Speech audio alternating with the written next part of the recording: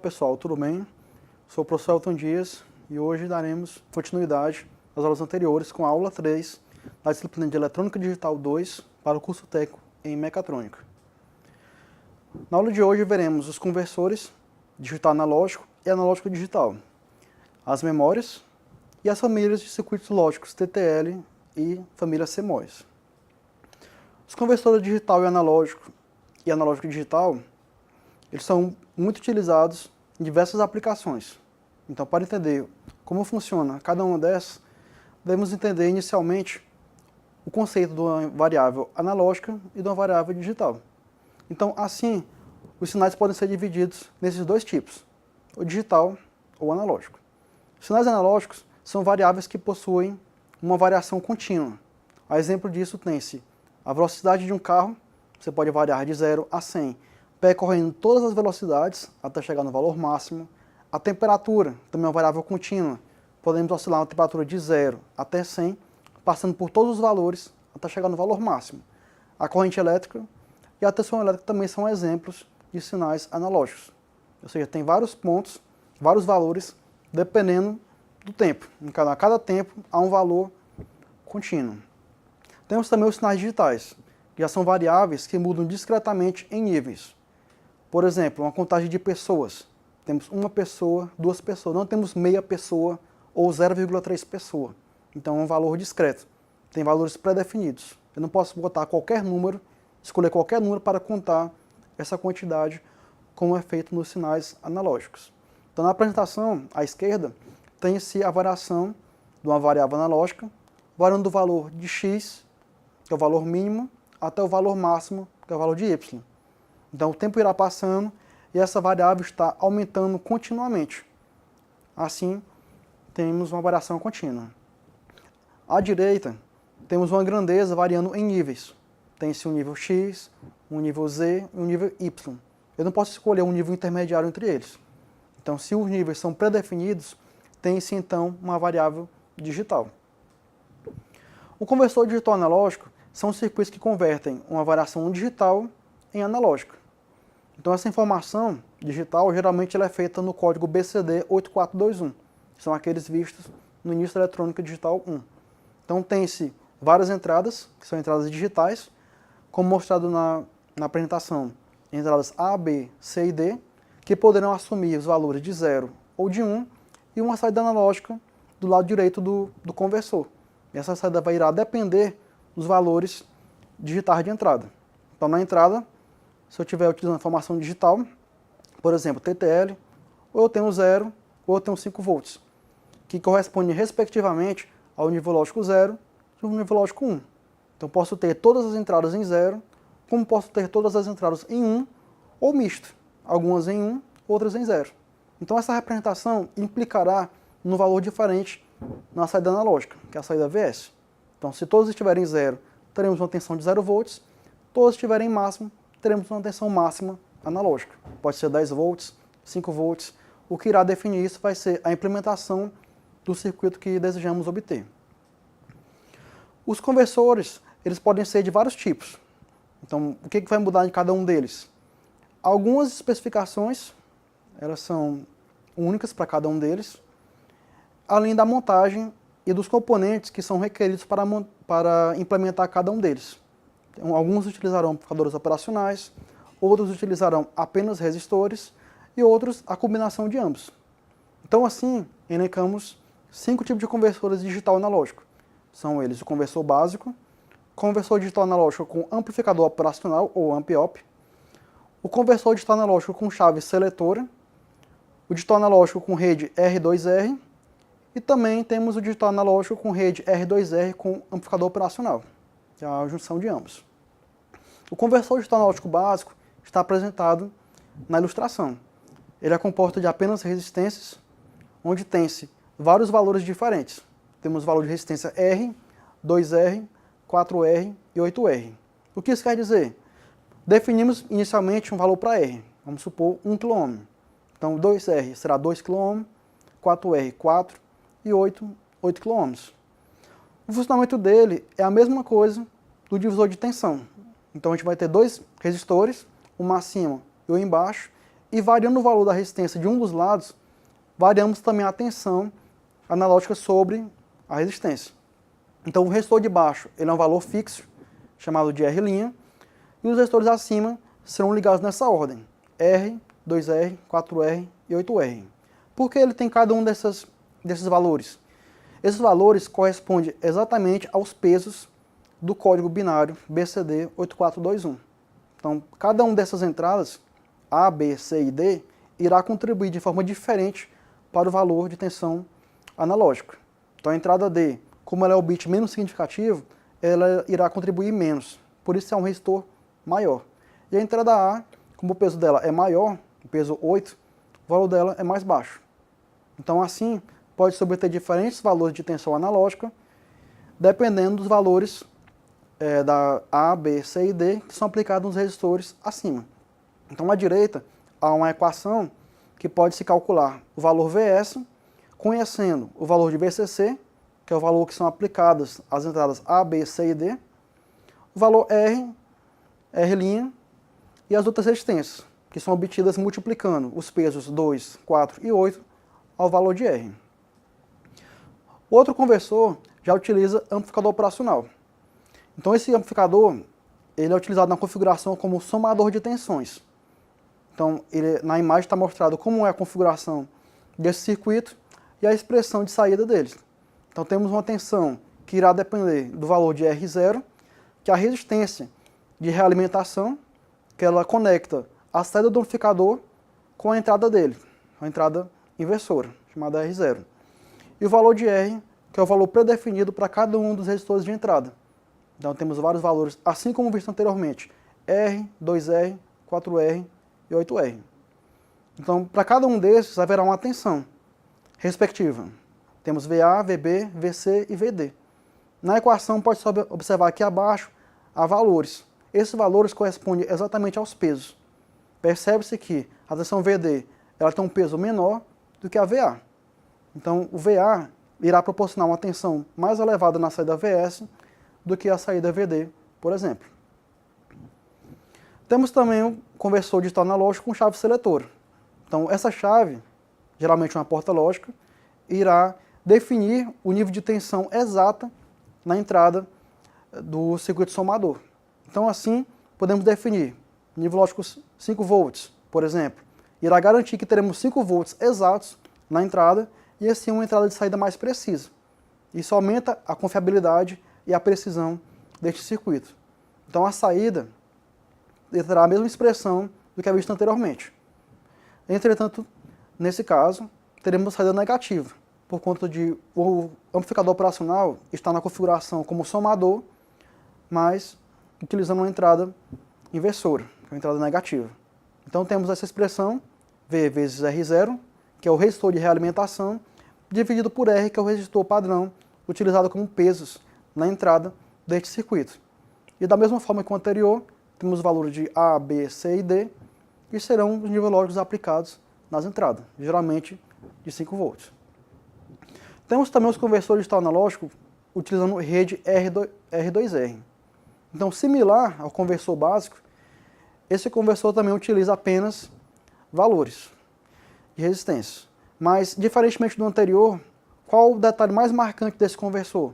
Ele utiliza apenas dois valores distintos de resistência, um valor R e um valor 2R, ou seja, o valor de uma resistência e o dobro dessa resistência. Então, no caso do conversor anterior, se eu utilizar um valor muito grande de bits, ou seja, de valor de entradas, eu terei que encontrar comercialmente diversos valores de resistências para acrescentar no meu circuito, sendo que nem sempre isso é possível, pois os valores das resistências elas são fixos no mercado, então podemos encontrar qualquer valor. Então, para isso, seriam necessárias diversas associações de resistores para obter o valor exato, e ainda assim não seria muito preciso por conta da precisão dos componentes. Então, ele tem uma margem de erro do valor da resistência, que poderia comprometer o funcionamento do conversor.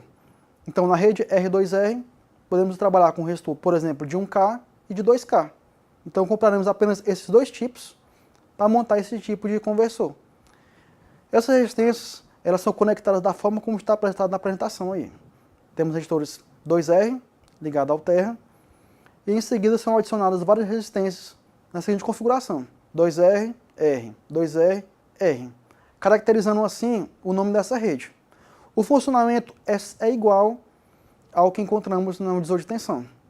Só que dessa forma, como está arranjado, teremos apenas dois valores distintos de resistência, o valor R e o dobro dessa resistência. Podemos também fazer um conversor com rede R2R e utilizando um amplificador operacional. Qual a vantagem desse conversor? Podemos controlar também o valor de entrada dele. Então não precisa necessariamente que a saída seja única e exclusivamente proporcionada com os níveis lógicos aplicados das entradas A até D. Então o ganho do amplificador, que é a característica dele, também irá ser acrescentado na saída. Então da mesma forma pode-se obter, dependendo dos valores de entrada, valores digitais de A a D, um valor analógico na saída do amplificador operacional, que é o valor Vs. Então quanto maior o número digital, maior vai ser a tensão analógica na saída. Quanto menor o valor digital, menor também será a saída Vs desse circuito. O conversor analógico digital, ele já funciona de forma diferente. Então são colocadas uma tensão analógica na entrada dele e a saída é coletada de forma digital, convertendo assim uma informação analógica em informação digital. O circuito, para elaborar essa conversão, ele é mais sofisticado do que um conversor digital analógico, pois ele requer um circuito contador internamente. Abaixo está apresentado a ilustração de um conversor desse tipo. Temos uma entrada analógica, entrada VE, e na saída, entrada digital de A a D. Nesse caso, temos um conversor de 4 bits, já que na saída dele temos 4 saídas digitais. Se fossem 8, seria um conversor de 8 bits. Quanto maior a quantidade de bits, melhor vai ser a precisão do nosso conversor, melhor vai ser a resolução dele. Então poderemos medir sinais cada vez menores, variações cada vez mais pequenas, e atribuir a esse valor analógico um valor digital correspondente. Então na ilustração temos um conversor analógico digital. Dá para ver que ele é bem mais complexo, tem bem mais blocos, mais componentes do que o digital analógico. Como ele vai funcionar? Na entrada do circuito temos um amplificador operacional. O que ele irá fazer? Ele irá comparar o valor analógico da entrada, que queremos medir, queremos transformar em digital, com um valor de referência. Sendo que esse valor de referência, ele vem de um conversor digital analógico, que é um bloco que está no centro desse circuito, que está ligado diretamente ao contador de década. Então, o que vai acontecer? Queremos medir uma tensão analógica, vamos supor 3 volts. Como é que vamos saber quando é que a contagem irá parar? Então a contagem irá começar com 0. Então se o contador de década está em 0, consequentemente o conversor digital analógico também vai produzir 0 volts analógico. O contador vai começar a contar de forma crescente. Então à medida que ele vai aumentando a contagem, vai aumentando também a tensão do conversor digital analógico. Quando essa tensão for maior do que a que eu estou medindo, que é a minha tensão VE, o que irá acontecer? O contador irá parar de contar, porque ele irá desabilitar essa porta E na entrada do clock dele, e irá aplicar um pulso de clocking nos flip-flops tipo D, lá na saída do circuito, que irão armazenar e travar aquele valor binário correspondente à tensão analógica que queremos medir. Então, se formos medir uma tensão analógica maior do que eu comentei anteriormente, o contador irá contar um pouco mais, até o valor de referência passar do valor que queremos medir, e em seguida a mostrar essa informação lá no flip-flop de saída. São flip-flops tipo D, que sabemos que são como memórias de 1 bit cada um deles. Então o funcionamento não é complicado. É importante entender que ele irá comparar sempre a tensão analógica que queremos medir com a tensão de referência gerada pelo conversor digital analógico que está ligado no contador de década. Esse contador pode ser maior também, caso queiramos aumentar a resolução, a precisão desse conversor analógico digital. Algumas aplicações de conversor analógico digital temos como voltímetro digital, aqueles equipamentos utilizados para medir tensão, ou o amperímetro também pode ser utilizado esse tipo de componente, onde ele irá medir uma grandeza analógica e irá transformar digital com aquele circuito que foi visto anteriormente. Pode-se também gerar formas de onda digitais, senoidais, dentes de serra, ondas quadradas e outras formas de onda, utilizando esse tipo de conversor, apenas modificando o contador que está dentro do circuito. Como o voltímetro digital utiliza um contador assíncrono, se utilizarmos um contador síncrono, o que irá acontecer? Podemos obter qualquer valor de contagem e, consequentemente, qualquer nível de tensão, gerando qualquer tipo de forma de onda que desejarmos.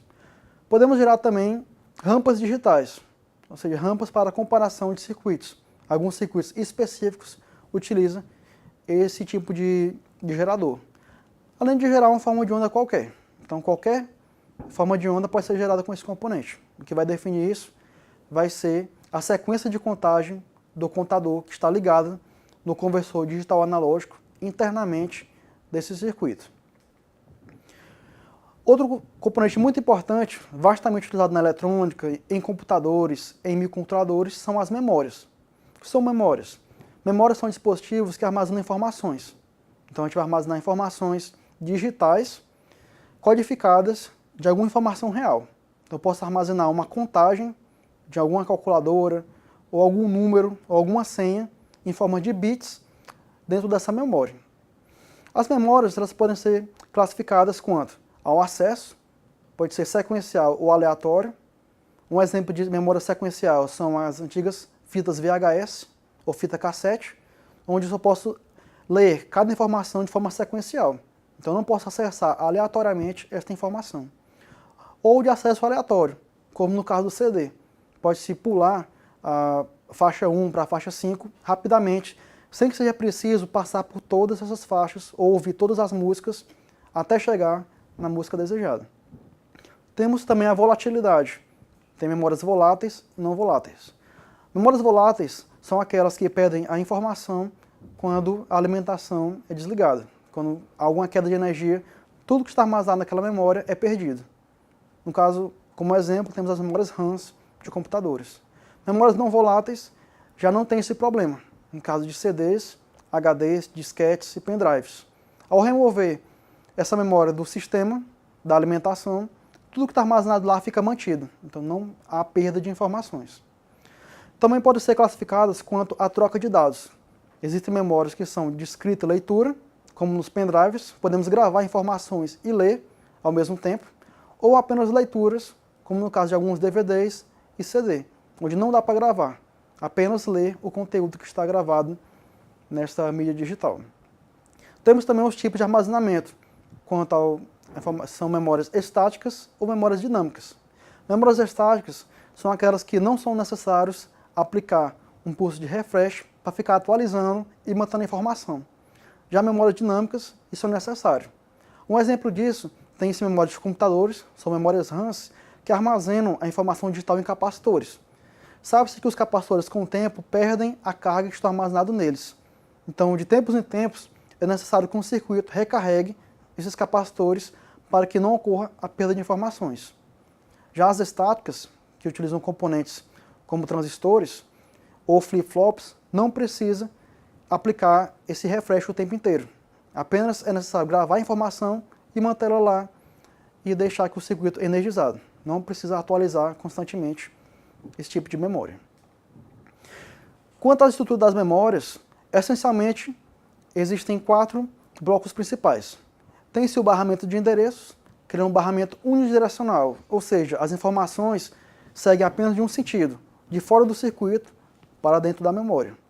O barramento de endereço ele é responsável por localizar em qual posição da memória queremos pegar a informação. Então, imagine como um grande depósito com várias gavetas. Desejamos obter uma informação dentro de uma gaveta. Então, essa informação ela vem pelo barramento de endereço. Então, ele irá especificar qual gaveta específica está armazenada a informação que queremos verificar, ou ler, ou então gravar. Temos também o barramento de controle, que é um barramento unidirecional. Esse barramento geralmente é utilizado para habilitar uma memória, caso queiramos acessar o conteúdo da mesma, ou habilitar um modo de gravação além da leitura. Então podemos limpar uma memória, podemos gravar ou ler utilizando esse barramento. Além do principal deles, que é o barramento de dados, que é um barramento bidirecional. Então a informação pode chegar na memória, ou seja, estamos gravando essa informação na memória, ou então sair da memória, que é um processo de leitura. Então, por isso ele é um barramento bidirecional. Os dados podem se mover de ambos os sentidos, para dentro ou para fora da memória. E por fim, tem-se os terminais de alimentação, que é por onde será energizada essa memória. Temos o terminal positivo, que é o VCC. O valor da tensão irá depender da família dos componentes que foram construídos nessa memória. Pode ser 5 volts ou mais, ou 3.3. Vai depender da configuração dessa memória. Além do terminal de terra, ou negativo. Então, com esses dois, irá fornecer a alimentação necessária para a memória funcionar. Como são organizadas as memórias? Elas são organizadas utilizando a notação N por M, sendo que N é o número de endereços e M o tamanho do barramento de dados. Então, quanto maior essas duas variáveis, tanto o número de endereços como o barramento de dados, mais informações eu posso armazenar numa memória. Na ilustração está apresentada uma memória que ela tem 2 elevado a N, sendo que N é 8. Ou seja, 8 é a quantidade de bits ou fios que são ligados no barramento de endereços. Então, para encontrar a quantidade de endereços nessa memória, utilizamos a expressão 2 elevado a N. Só que N, como é 8, teremos 256 endereços nessa memória. Então, 256 posições possíveis para armazenar um dado. M, nesse caso, é 8 bits. Então, posso armazenar uma informação de 8 bits. Pode ser o número de uma contagem, pode ser qualquer tipo de informação, utilizando os códigos que já foram vistos anteriormente. Então, essa memória tem 256 endereços e 8 bits de informação, sendo assim uma memória 256 por 8. Um tipo muito importante de memória que vamos ver agora são as memórias ROM. São memórias que permitem somente a leitura de dados gravados previamente sua fabricação. Então, encontramos essa memória em computadores, nos próprios CDs e alguns dispositivos onde não é permitida a alteração dos dados que estão gravados naquela memória.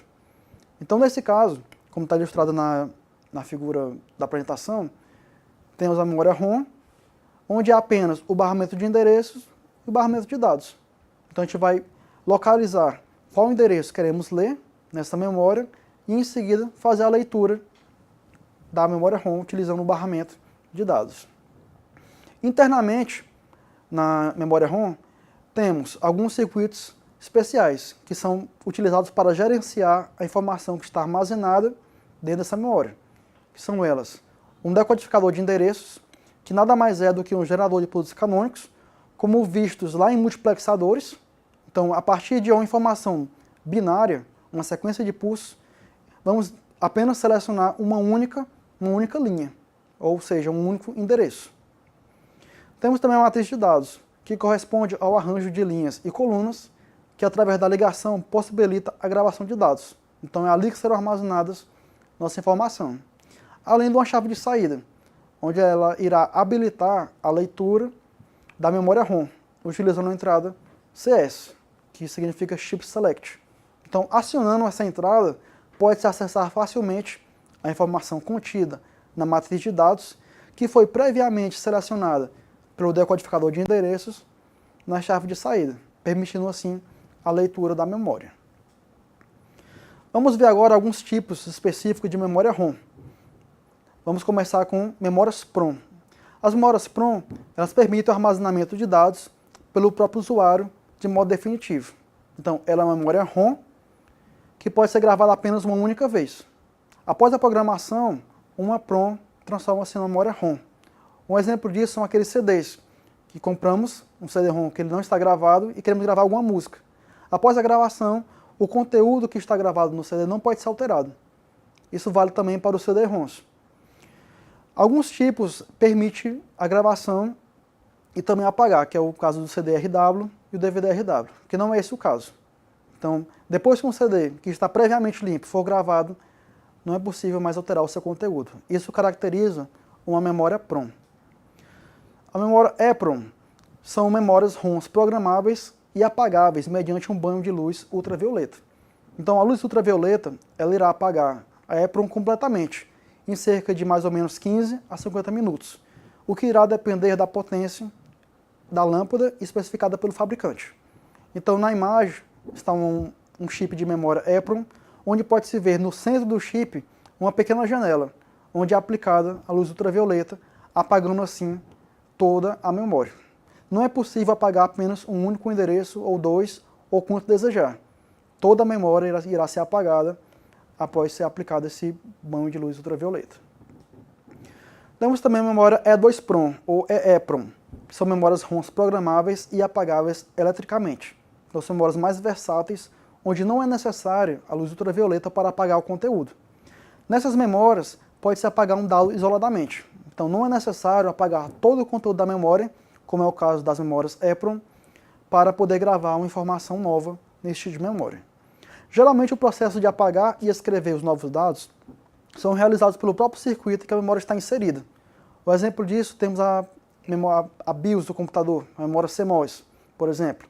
Então todas as informações de inicialização do computador vai estar armazenada naquela memória. Mas qualquer usuário pode acessar essas informações utilizando o setup e modificar os parâmetros. Então, quando você modifica os parâmetros e salva essa informação, é modificado algum endereço dessa memória lá no computador. Isso caracteriza uma memória E2PROM. Então, abaixo temos a ilustração de um CI, bem pequeno, um E2PROM, e a configuração dele, onde temos pinos que habilitam a gravação e a leitura. Alguns componentes, eles gravam a informação utilizando a mesma tensão em que eles funcionam, por exemplo, 5 volts. Mas outros precisam de uma tensão maior, no caso 13 volts ou 12 volts, para realizar essa gravação. Então essa tensão, ela também irá ser gerada ou produzida pelo circuito onde essa memória está instalada, no caso de microcontroladores, por exemplo. Temos as memórias RAMs, que são as memórias de acesso aleatório, bastante conhecidas na informática. São memórias que permitem leitura e escrita e possuem um acesso aleatório. Então pode-se acessar uma informação dessa RAM sem ser necessário percorrer todas as informações que estão contidas na mesma. Além do acesso aleatório, são memórias voláteis e também tempo de acesso reduzido, ou seja, são mais velozes para a gravação e leitura de dados do que as memórias ROM, que são utilizadas com maior frequência para armazenamento de dados de forma permanente. Na ilustração está apresentada uma estrutura de uma memória RAM de 1 bit. Pode-se observar que há um circuito de habilitação na entrada, onde irá selecionar essa memória para gravar a informação, e uma entrada de gravação e escrita e leitura, que é o pino R, RW. Então, através dessa entrada, pode-se escolher se desejamos ler o conteúdo dessa informação, que está na memória, ou então escrever algum bit, ou 0 ou 1, dentro dessa memória RAM. Na saída D é onde será coletada essa informação. Então, podemos selecionar com os pinos de entrada e obter essa informação na saída da memória. Uma memória RAM 4x4 é mais complexa, mas nada mais é do que o agrupamento desses circuitos numa forma de matriz. Então, 4x4 teremos 16 unidades de memória, podendo armazenar até 16 bits. Então, do lado esquerdo, temos a matriz de encadeamento, que exatamente irá selecionar, dependendo dos valores da entrada, qual endereço desejamos ler a informação, e o pino de seleção irá selecionar quando essa informação será disponibilizada na saída, que são as saídas de D, D3 até D0. Outro assunto muito importante, que deve ser visto ao montar todos os componentes, sejam contadores, registradores, são as famílias lógicas. Famílias lógicas são algumas características intrínsecas de cada componente na eletrônica digital. São elas o valor de tensão, o valor de corrente, a quantidade de componentes que podem ser ligados uns nos outros e outras informações desse tipo. Então, as famílias lógicas são tipos de estruturas internas que permitem a confecção de blocos de circuitos integrados. Então, todos esses componentes, portas lógicas, registradores de deslocamento e contadores, nada mais são do que vários transistores, resistores, diodos, componentes da eletrônica analógica atuando de forma digital. Então, dependendo dos componentes que estão inseridos naquele circuito integrado, circuito digital, vamos ter algumas especificações diferentes. Então, cada família ela utiliza determinados componentes em seus blocos, sendo que estes o definem o seu desempenho e funcionamento. Então, há componentes que são mais rápidos na transição de 0 para 1, há componentes que requerem menos tensão para funcionar e outros que são mais lentos ou mais rápidos. Existem essencialmente duas famílias lógicas disponíveis, que são elas a TTL, que é uma lógica transistor-transistor, e a CMOS, que ele já utiliza o MOS complementar. A família lógica TTL, já é uma família bem antiga, ela é derivada da família DTL, que utilizava a lógica diodo-transistor.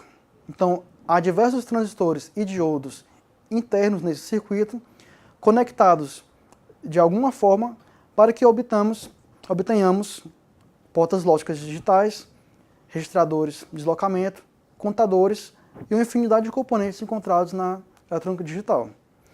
Então, a TTL utiliza transistores bipolares com múltiplos emissores. Então, sabe-se que um transistor comum possui apenas um emissor. Na forma como está construído esse componente, há diversos emissores que são conectados nos componentes seguintes. Os circuitos TTL eles são produzidos em duas séries comerciais. Pode ser encontrado 74 algum número e 54 algum número. Sendo que 74 são utilizados para uso comum e a 54 de uso militar, que é um circuito mais preciso, podendo atuar em temperaturas mais agressivas. Existem três tipos de blocos da família TTL, que são eles o Open Collector, ou o coletor aberto, o Tri-State e o Schmitt Trigger. Então pode-se montar qualquer circuito lógico na TTL utilizando esses três tipos básicos de implementação. Existem algumas especificações que são intrínsecas da lógica TTL, como está apresentado aí na apresentação. Geralmente a tensão, que é utilizada em nível lógico alto, ela deve ser acima de 2 volts, o ideal é 5 volts, e a tensão mínima, para garantir o nível lógico zero, é de 0 volts até em torno de 0,8 volts. Então essas tensões elas têm que ser obedecidas, têm que ser observadas, para que tenhamos certeza que na saída ou na entrada temos o nível lógico 0 ou o nível lógico 1. Então na tabela está mostrado cada um desses valores, tanto para a tensão, a mínima e a máxima de entrada, e a mínima e a máxima de saída, além das correntes, para ele funcionar. Temos a corrente mínima de entrada, máxima de entrada, mínima de saída, máxima de saída. Então cada um desses parâmetros deve ser observado ao montar circuitos, mesmo pequenos ou então mais elaborados, porque pode ocasionar algum problema por conta de falta de tensão ou falta de corrente. Então esses detalhes devem ser observados na hora de montar esse tipo de circuito. A família lógica CMOS, os seus circuitos são construídos utilizando os transistores MOSFET. Então, na anterior utilizava TTL, utilizava o BJT, ou transistor bipolar de junção, e na CMOS já usa o MOSFET. Uma característica muito importante dessa família é a alta imunidade contra ruídos e o baixíssimo consumo. Então a família CMOS ela tem algumas vantagens frente à TTL. Além disso, por conta do baixo consumo, pode ser utilizado menores tensões para acionar os componentes. Ou seja, da ordem de 3 volts para cima, já estou acionando um componente CMOS. No caso TTL, é necessário garantir um nível lógico de 5 volts para que ele funcione. São os circuitos integrados disponíveis comercialmente as séries 4000A, 4000B, 54, 74C, 74HC, 74HCD. Então, caso encontrar comercialmente para algum projeto, então é necessário encontrar algum componente específico utilizando essas famílias para que possamos utilizar a família CMOS nos projetos. Esses circuitos são dimensionados para operar na faixa de temperatura de menos 40 até mais 85 graus. Nas séries comuns, são aquelas de uso geral, ou de menos 55 até mais 125 nas séries de uso profissional. São componentes mais caros, geralmente utilizados em aplicações militares e que precisam de uma precisão mais elevada. Da mesma forma como na família TTL, temos algumas especificações da lógica CMOS, como está apresentado na tabela. Dá para ver que na CMOS eu posso utilizar uma tensão de 5 volts da TTL, mas posso utilizar também uma tensão mais baixa. Caso eu queira alimentar um circuito com uma bateria de 3 volts, posso utilizar a família CMOS para projetar o meu circuito. coisa que a TTL não é possível, já que eu preciso de uma tensão maior, uma tensão de 5 volts. Da mesma forma que a anterior, tem que ser observado os valores máximos e mínimos, tanto para a tensão como para a corrente, na hora de projetar um circuito utilizando a lógica CMOS.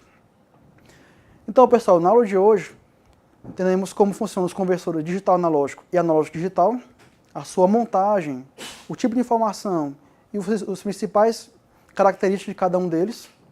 Compreendemos também as memórias, como funciona, como é a estrutura das memórias e os seus principais tipos, memórias RAM, memória ROM e cada um dos tipos de memória ROM. E conhecemos também as famílias lógicas TTL e CMOS, algumas características específicas dessas famílias, que são as tensões, correntes máximas e mínimas. Peço que todos resolvam os exercícios, leiam a apostila e qualquer dúvida serão esclarecidas na aula presencial. Então, bons estudos, pessoal.